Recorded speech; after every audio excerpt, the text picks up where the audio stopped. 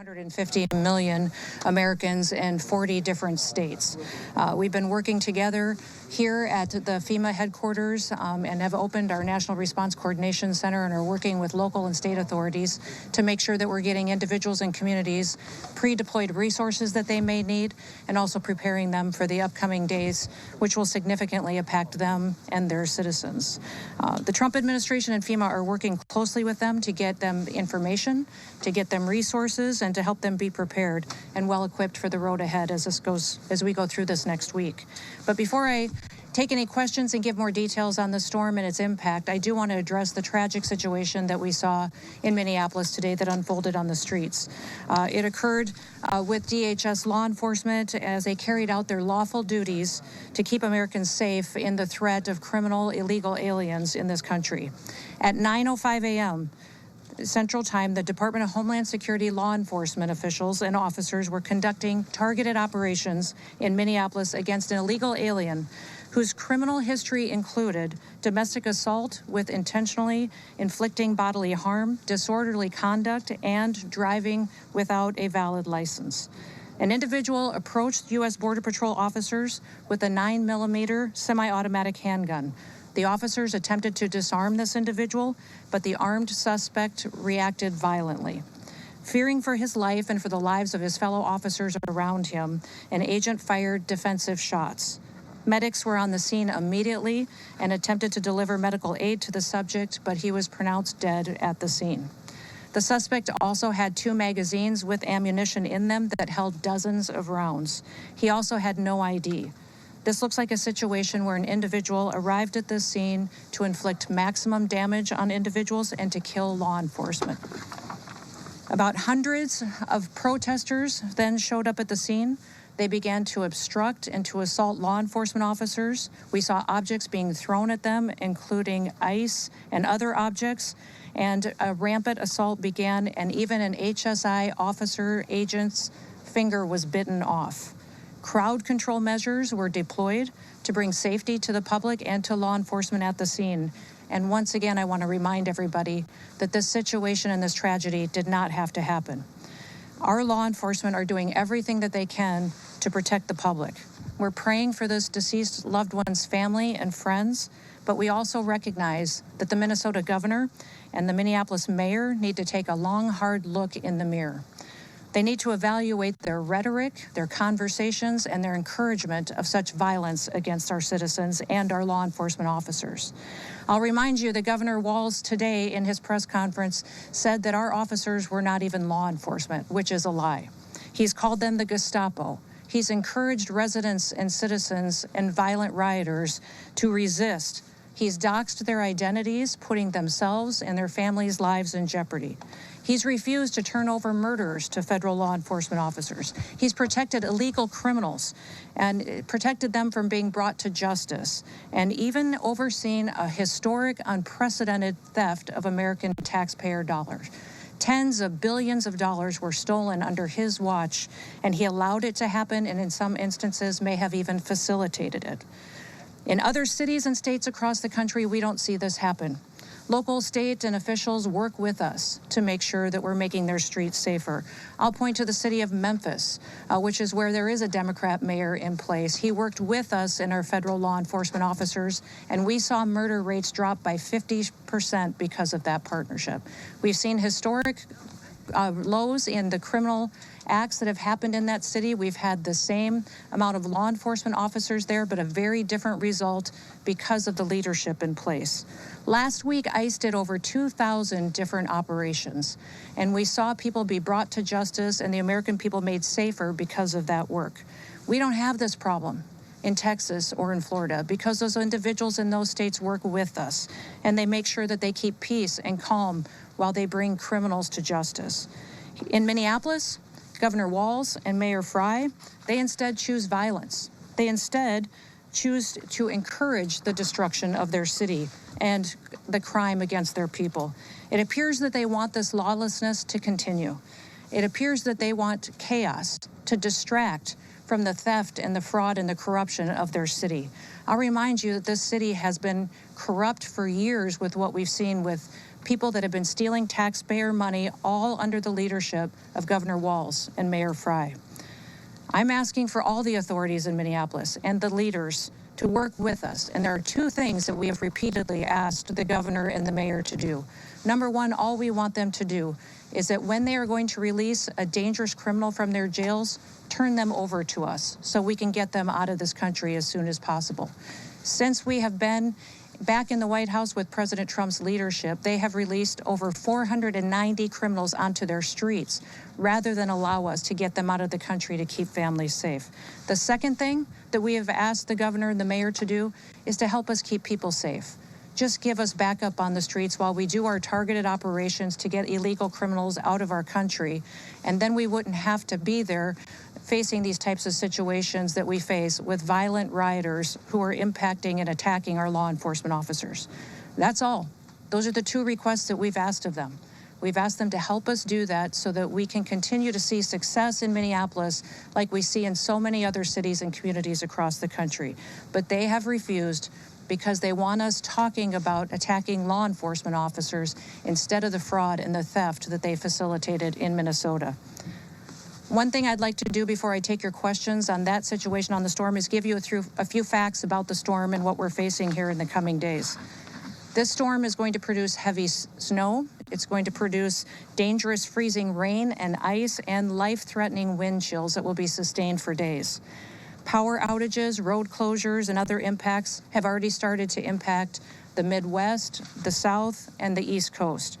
The most important thing that people can do across this country is to please stay off the roads, to stay home when possible, unless you absolutely have to be out and about. That will not only ensure that you and your family are safe, but that emergency responders aren't out there trying to rescue you when they could be out doing other work to proactively keep people safe and at home. Stay alert by listening to different announcements from your local officials and from your state. We want to remind everybody that in these emergency disaster situations, it's your local officials and local emergency managers that go out and execute response to these disasters. Your states manage it, and the federal government is here to support. We're here and have been opened and visiting and talking with all of the governors and local leaders to make sure they have everything that they need ahead of time and that we can be as prepared as possible for what is going to unfold in the coming days. I want you to make sure that you get the chance to visit the website ready.gov to see recommendations and advice for how you can protect your family and be prepared for the storm that is coming. We have 17 different states and the District of Columbia that have already declared states of emergency. President Trump has already approved emergency declarations at the federal level for these following states: for South Carolina, the Commonwealth of Virginia, Tennessee, Georgia, North Carolina, Maryland, Arkansas, Kentucky, Louisiana, Mississippi, Indiana, and West Virginia. I'm sure there will be more coming, and we are turning those around immediately to make sure that states have the resources from the federal government that they've requested. I have spoken several times on conference calls, but also called personally governors and local leaders to facilitate the partnership that we need to help keep this federal response streamlined with their state responses. The Department of Homeland Security, FEMA, CISA, our cybersecurity team focused on the electrical grid and our critical infrastructure, the Coast Guard and our other federal partners are all embedded in state operation centers across the country. Governors remain in the lead on these responses, and we are continuously talking to them to see what they need to continue to take care of their citizens and make sure that people are safe. I activated the National Response Coordination Center, which is where you are right now, 2 days ago, and we are monitoring the storm and coordinating federal support for the affected areas. At my direction, FEMA has already pre-positioned commodities in many locations across the country. We've embedded partners in state emergency operations centers, and we've deployed IMAT teams, incident management assistant teams, with dozens more ready to deploy at any moment, besides those that have already been pre-positioned. We have dozens of urban search and rescue teams that are ready to go out and to save lives in partnership with our local and state authorities should that become necessary. We do have tens of thousands of people in affected states in the South that have lost power. We have utility crews that are working to restore that as quick as possible, and we expect to continue to see that as ice builds on power lines and trees are affected and we see more damage. But we have partnered with our energy companies and rural electric communities to make sure that we are able to facilitate the repairs as soon as possible to get the power on, especially in light of the cold temperatures that we see coming for days on end. We just ask that everyone would be smart, stay home if possible, take care of your family members, check on your neighbors, and continue to work with your local officials to get through this difficult storm. And we will continue to pray for God to bless this great country and all of the families and the public servants who get up and work to keep people safe. With that, I'll take any questions that you may have. Secretary Noem, yes. Is DHS leading the investigation into this shooting? And if so, will there be a criminal investigation? And also, will we see body camera released from the officers involved? We are conducting this investigation just like we do all other officer-involved shootings, and we'll continue to do that. So that is unfolding, and we'll give you more details as those are released. Secretary Noem, thank you so much for doing this, and would welcome also any other guidance from Chief Scott. Did the 37-year-old who had a license to carry, did he brandish a gun? And at what point did law enforcement retrieve the gun and also the magazines from him? Can you offer clarity on where those were found? This individual showed up to impede a law enforcement operation and assaulted our officers. They responded according to their training and took action to defend the officer's life and those of the public around him. And I don't know of any peaceful protester that shows up with a gun and ammunition rather than a sign. This is a violent riot when you have someone showing up with weapons and are using them to assault law enforcement officers. Because video appears to show he's disarmed before shots are fired. So I just want clarity on that. And beyond that, I just want to follow up and ask who within the federal government is leading the criminal investigation, understanding that CBP OPR has opened up an internal investigation. And beyond that, why did federal agents tell Minneapolis Police Department to leave the scene? We're continuing to follow the exact same protocols that we always have. And so this investigation is ongoing. We're continuing to gather the facts as they unfold throughout that. And we'll do it just like we did under the entire Trump administration and previous administrations. Nothing has changed, and we'll continue to release details as we have them. But I want you to not distract away from the facts of this situation. Our law enforcement officers were there doing a targeted operation against an individual who was in this country illegally and had a criminal conviction for domestic assault with intent to do bodily harm and other convictions as well. This individual went and impeded their law enforcement operations, attacked those officers, had a weapon on him and multiple dozens of rounds of ammunition, wishing to inflict harm on these officers coming brandishing like that and impeding their work that they were doing. We'll continue to allow. That is a different incident that happened at the same situation after the tragedy unfolded. But yes, that's the kind of assaults and violence that our law enforcement officers are facing out in the streets and that the local leaders are encouraging. Remember what Mayor Frey has said, that he wanted ICE out of the city. We have been working and had a presence in that city for years. We are there to enforce the law and to make sure that the public is safe. Just since we have been there, we have arrested thousands of individuals that have criminal convictions and are in this country illegally and gotten them off the streets of Minneapolis. The two things that we've asked the mayor and the governor for is that they would partner with us, and before they let somebody dangerous out of their jails, that they would let us know so we can deport them out of our country. I do not know why they continue to choose the side of lawbreakers, criminals, murderers, and rapists over the citizens of Minneapolis. And this situation that we have today is a tragedy that we don't have to have. We have it because we have a mayor and a governor who encourage this violence and encourage this type of rioting. And remember, these are the individuals that were in charge when Minneapolis burned in 2020. They facilitated it, they encouraged it, and they saw the destruction, and we all watched the destruction of that city back then. It doesn't have to happen again. It appears that they're following the same playbook, and the reason that they're doing it is to distract from the corruption that they have facilitated in fraud and theft from the American taxpayers. Tens of billions of dollars they have been funneled into criminal pockets and stolen from vulnerable people that needed these programs to take care of their children, to go out and provide services to individuals that were developmentally disabled, people that needed programs that the federal government has to take care of those that are less fortunate and need it. And instead, Governor Walz and Mayor Frey allowed that kind of theft to continue, and now they want to perpetuate violence against our law enforcement officers to cover it up. Secretary, yes.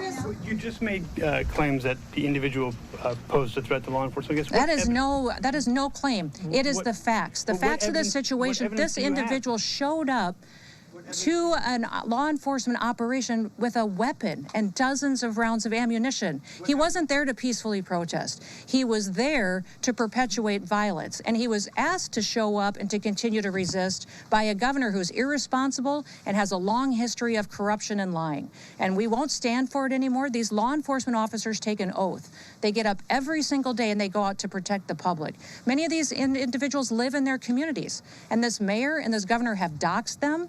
They have allowed people to threaten them and their families and expose their identities in order to instill fear and violence. And that's not what America is about. We're going to continue to tell the truth about Minnesota, Minneapolis, what happened here, the theft over the last many years that these leaders have facilitated. And we're going to continue to do our work to get to the bottom of the investigations. And the one question you should be asking is the mayor, the governor, and the attorney general have all confirmed that they have been subpoenaed to come in front of a criminal federal grand jury. So they are covering up and are being in a part of a system where they are going to be brought to justice for anything that they had to do with this investigation. They have confirmed they've been subpoenaed, and they will be in front of a grand jury to get that criminal investigation unfolding and to disclose the kind of fraud that they have allowed to happen.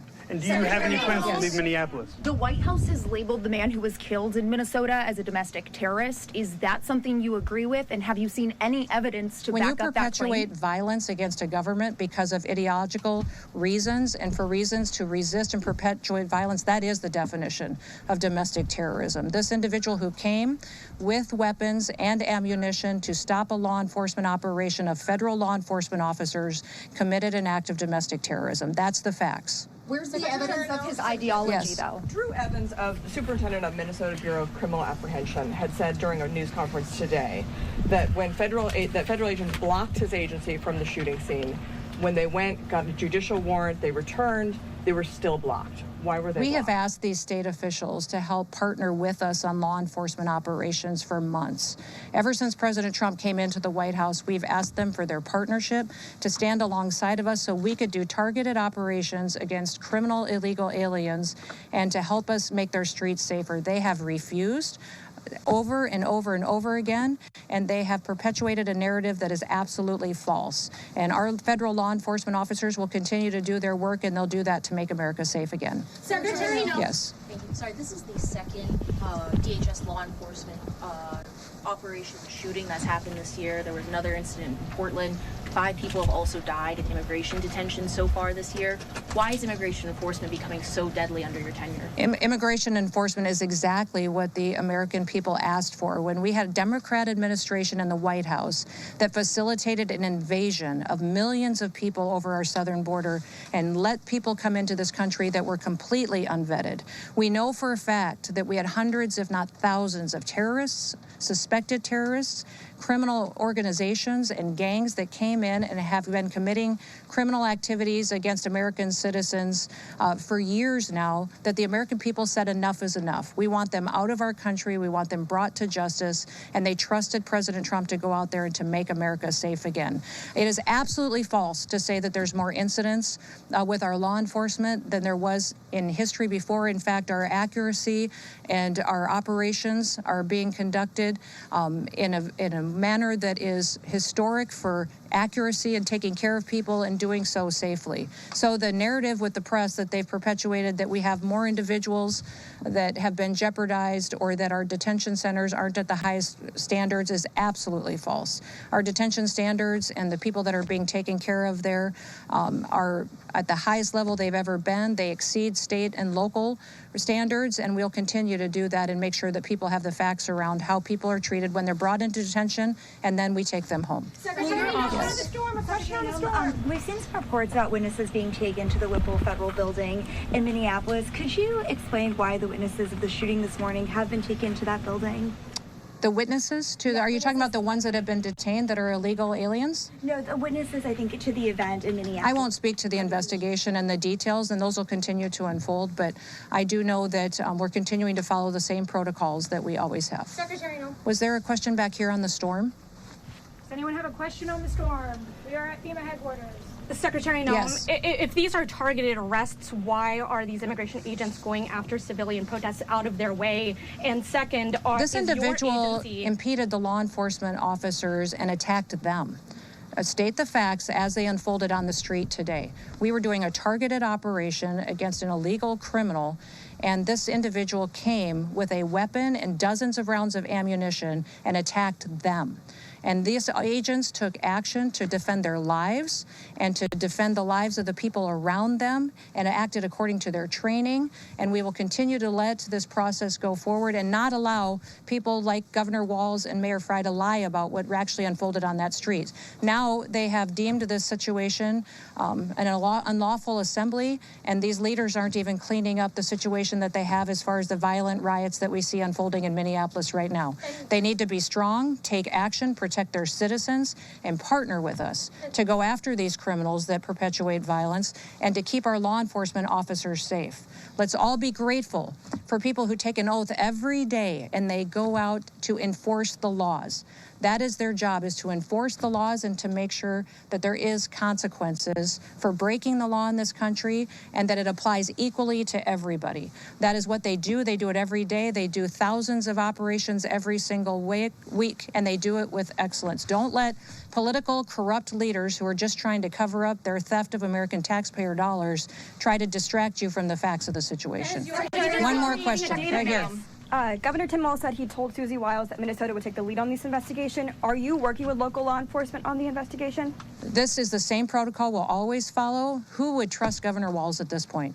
The man has stood up and encouraged resistance. He has refused to partner with us. He's sacrificed his citizens' safety and their well-being by choosing the side of people who break the law and who steal money and who perpetuate violence. He has chosen all of that and backed an administration previously that allowed an invasion of our country. We need to partner with people who truly understand that the law is the law, and in the United States, we will keep people safe. Thank you. Last question. Does this move the president closer to invoking the Insurrection Act? The president will use every tool that he needs to follow through on his promises to the American people. I'm proud to work for a president that wants to keep people safe, and he recognizes that political individuals like Governor Walz and Mayor Frey need to be met head-on with recognizing that we're not going to allow them to distract us from what they facilitated for corruption in their state. We're going to treat Minneapolis exactly the way that we have treated every other city across this country as far as helping to make those streets safe. Remember, we have other cities with Democrat mayors, Republican mayors that we worked well with together. We've driven down the crime rates. We've driven down the murder rates. We have continued to keep people safe, and we have stopped hundreds of millions of lethal doses of drugs from killing our children, and have continued to do operations to make sure that we're protecting them, our kids and our grandkids, from the criminal networks that Joe Biden led in and leaders like Governor Walz allowed to be successful and to thrive on the streets of Minneapolis. It's going to stop. All of the control in this situation is in Governor Walz's hands. Partner with us on, before you release a murderer out onto the streets, give them to us so we can get them out of our country. We are focused specifically on child pedophiles and sexual assault and trafficking rings in Minneapolis, have brought dozens and dozens of them to justice. Why is he protecting them and refusing to work with us? All he has to do is, before you let somebody out of your jail onto the streets, is give them to us so we can get them out of our country. The second thing is, just keep people safe. Work with us so that we can go get these criminals and get out of there and not have to worry about our law enforcement officers getting attacked by individuals with guns and ammunition and weapons and assaulting and doxing them and their families. We'll continue to do all that we can. We also want to continue to make sure that everybody recognizes this storm is significant. It's the largest storm that we've seen impact the most states, and this big of a population in possibly decades. So we want everybody to recognize the seriousness of it. Please stay home with your family. We will continue to give you announcements. We'll continue to work with your governors to get the resources that you need. Go to our website, ready.gov, and get a list of recommendations from us, but continue to pay attention to your local officials, and we'll continue to have conversations with every one of your emergency management directors and your governors to make sure that they're supported throughout this process. Again, it's going to be very, very cold, so we'd encourage everybody to stock up on fuel, stock up on food, and we will get through this together. With that, thank you, and we'll talk again soon. Thank you. The head of the DHS, Kristi Noem, speaking at a press conference that was intended to be about the winter weather that's impacting much of the country. Instead, what it turned into was a press conference largely about this shooting situation in Minneapolis. She took questions from reporters saying that at the time of the shooting, DHS was conducting targeted operations against an illegal immigrant with convictions. That's what led to this video. Let's pull the video up. So they were initially, according to Noem, targeting somebody who was an undocumented migrant. Eventually, it led to this scene right here. Noem says it appears that the person appeared to have the intention to target officers to perpetuate violence. Noem condemning Mayor Fry and Governor Walz for encouraging bad behavior, and also asking officials in Minnesota to cooperate with the federal government on policing criminals. When asked about who will be leading the investigation, she was asked point blank, is the DHS going to lead it? She didn't exactly answer the question. She did say that they're looking into it. She didn't confirm or deny whether or not DHS will be leading the investigation. They say DHS will continue to release details as they have more details. We also didn't get any clarity on whether or not these officers were wearing body cameras or if any body camera footage will perhaps be available. She didn't answer the question directly about the Insurrection Act, instead saying President Trump will do anything to keep Minnesota safe.